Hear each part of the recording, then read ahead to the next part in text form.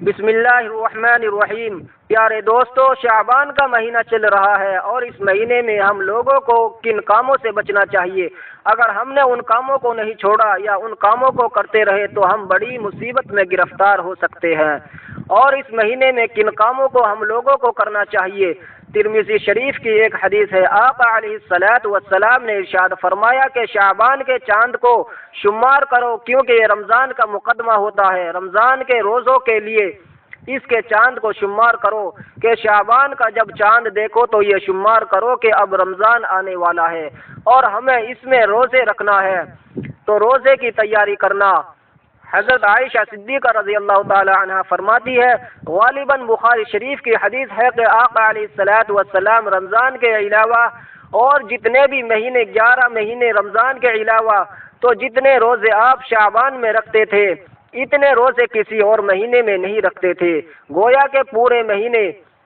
مہینہ آقا علیہ الصلوۃ والسلام شعبان کے مہینے میں روزے رکھا کرتے تھے، کیونکہ اس کی بہت بڑی فضیلت ہے۔ اور رمضان کے بعد جو سب سے زیادہ جن روزوں کی فضیلت آئی ہے وہ شعبان کے روزے ہیں،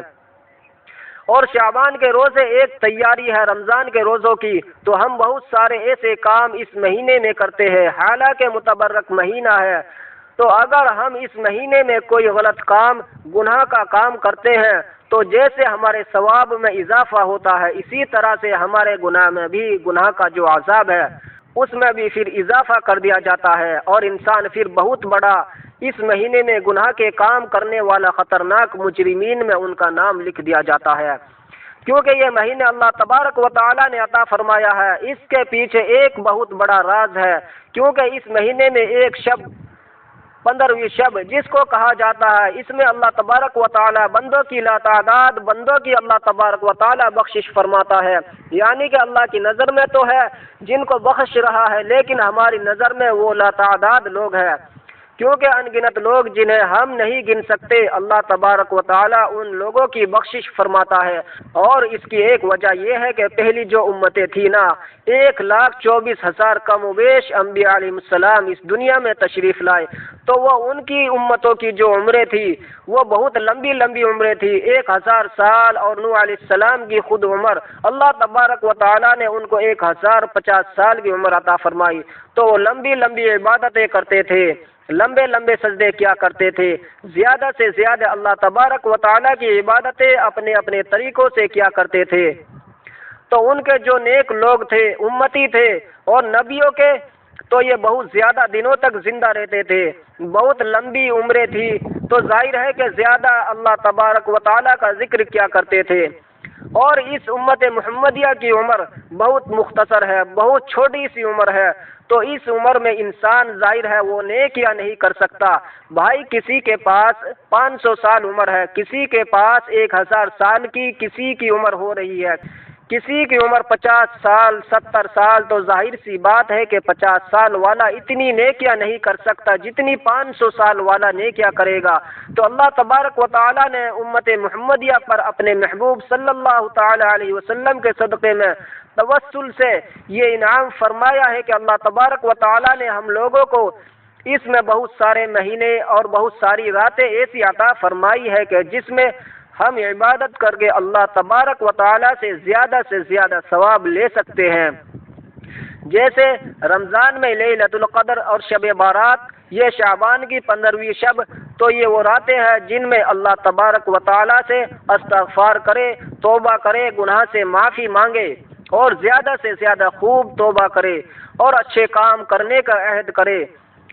اس میں ہمیں کن کاموں سے بچنا چاہیے؟ بدعات سے بچنا چاہیے۔ بہت سارے خرافات ان مہینوں میں،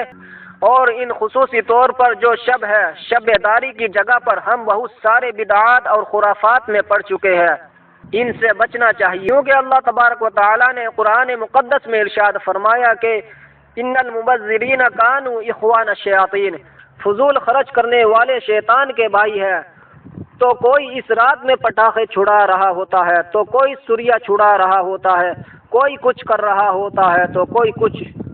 تو یہ تمام بدعات کاموں سے بچنا چاہیے، ورنہ یہ ہمارے لیے وبال جان بن جائیں گے، کیونکہ ہم نے اس رات کو بڑا اچھا نام دیا ہوا ہے کہ شب بارات، اور واقعی یہ بڑی شب بارات ہے۔ ہماری نجات والی رات ہے، اور اس شب بارات میں پھر ہم اس کی فضیلت کو پامال کر دیتے ہیں۔ ایسے گناہ کر کے تو ایسے گناہ ہمیں بالکل نہیں کرنا ہے، ورنہ ان گناہوں کی نحوست ایسی ہوتی ہے کہ ہمیں پھر دنیا میں بھی اس کی وجہ سے مصیبتیں آنا شروع ہو جاتی ہے، کیونکہ آقا علیہ السلام نے ارشاد فرمایا، آسمان میں 2 دروازے ہیں، جب بندہ عمل کرتا ہے، نیک کام کرتا ہے تو ایک سے اس کا عمل چلتا ہے، دوسرے سے رزق اترتا ہے، اور جب بندہ اچھے عمل کرنا بند کر دیتا ہے تو دونوں دروازے بند ہو جاتے ہیں۔ اب اگر کوئی انسان بہت گنہگار ہے، وہ نماز ہی نہیں پڑھتا ہے، قرآن دین اسلام سے اس کو مطلب ہی نہیں ہے، پھر بھی عیش کی زندگی بسر کر رہا ہے، تو آپ اس کا عیش دیکھ کر آپ دھوکے میں نہ پڑ جائے۔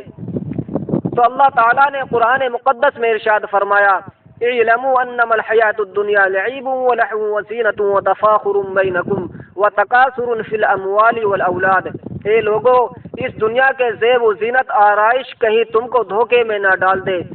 یہ صرف ختم ہو جانے والا سرمایہ ہے، یہ صرف لٹ جانے والا سرمایہ ہے، اس لیے کیا کرو، اس دنیا میں جاؤ اور اپنے رب کو راضی کرو، جاؤ اپنے نبی کو راضی کرو، پھر عیش کی زندگی دنیا میں گزارو، اللہ کو راضی کر لو گے تو تھوڑی سی جو تمہاری زندگی ہوگی، تھوڑی تنخواہ ہوگی، اس میں بھی تم خوش رہو گے، اور قبر میں بہترین نیند پوری کرو، اور آخرت میں آ کے جنت میں جا کے ہمیشہ ہمیش کے لیے وہاں کے مالک بن جاؤ، ہمیشہ ہمیش کے لیے جنت کے مالک بن جاؤ، اور ہمیشہ ہمیش کے لیے اپنی جنت میں رہنے لگو۔ مزید معلومات کے لیے چینل کو سبسکرائب کیجیے، ویڈیو کے دل سے لائک کریں اور شیئر کریں۔ اللہ حافظ۔